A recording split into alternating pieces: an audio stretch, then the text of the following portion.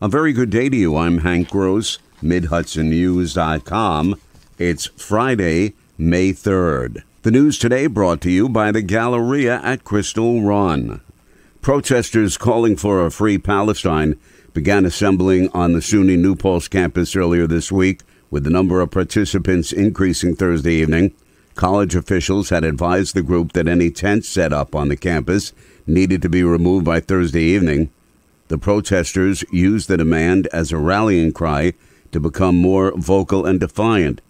State police responded by arresting protesters just after 11 o'clock at night. The Monticello Village Board has given its special legal counsel, Michael Sussman, the assignment to develop and present a local law increasing protections for tenants. Sussman said Thursday that the recently adopted state budget includes language authorizing villages and other governments outside New York City to engage in just cause eviction protection. One of which may relate to limiting rent increases to reasonable rates and also providing for just cause provision for eviction.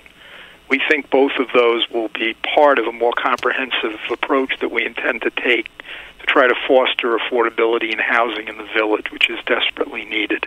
The cities of Kingston, Newburgh, and Poughkeepsie previously adopted their own versions of the law, but they were developed in a different context because the state budget with the new legislation was not in place, said Sussman.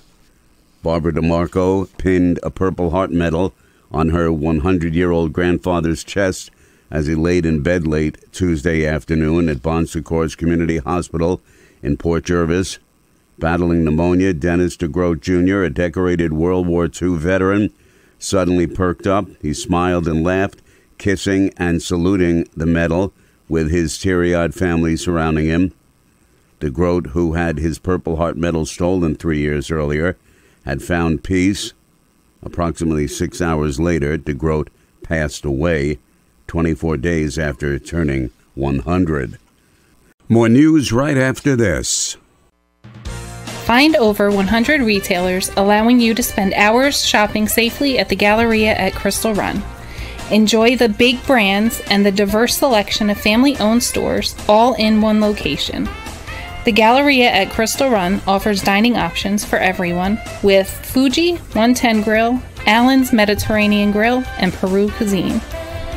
Discover the Mid-Hudson Valley's premier shopping, dining, and entertainment destination, the Galleria at Crystal Run. For more information, follow us on Instagram, Facebook, or visit GalleriaCrystalRun.com. The Tuesday afternoon shooting that sent 2 teens to local hospitals was an ambush-style attack, according to Poughkeepsie City Police Captain Rich Wilson. The investigation following the shooting has police searching for a man who was wearing a gray hoodie with the hood up and a COVID-style mask covering his face, says the captain. Our preliminary investigation is leading towards this was an ambush-style attack. Additionally, in the investigation, we identified 4 different people in that area at the time of the shooting were armed with handguns. The suspects and the victims are not students within the Poughkeepsie School District, said Wilson. They were not part of the school day, he said. Former police officer Wayne Pfeiffer, who patrolled the streets of Brewster for 15 years, was sentenced to 36 years in prison Thursday for his participation in a conspiracy to commit Hobbs Act extortion and conspiracy to commit bribery. U.S. District Court Judge Lahan Darcy Hall also ordered the 51-year-old Pfeiffer to pay $5,000 in forfeiture, as well as to perform community service of 208 hours to benefit the village of Brewster. Pfeiffer, a resident of Highland in Ulster County, was arrested in December 2021 by the FBI on charges that he protected a sex trafficking operation in exchange for sex with women, sometimes at the village police station. Pfeiffer had been indicted by a federal grand jury, along with 5 residents of Queens associated with sex trafficking organizations, which federal authorities said dated back 20 years. A former Orange County legislator has died. Legislature Chairwoman Katie Benelli remembered him at Thursday's monthly session.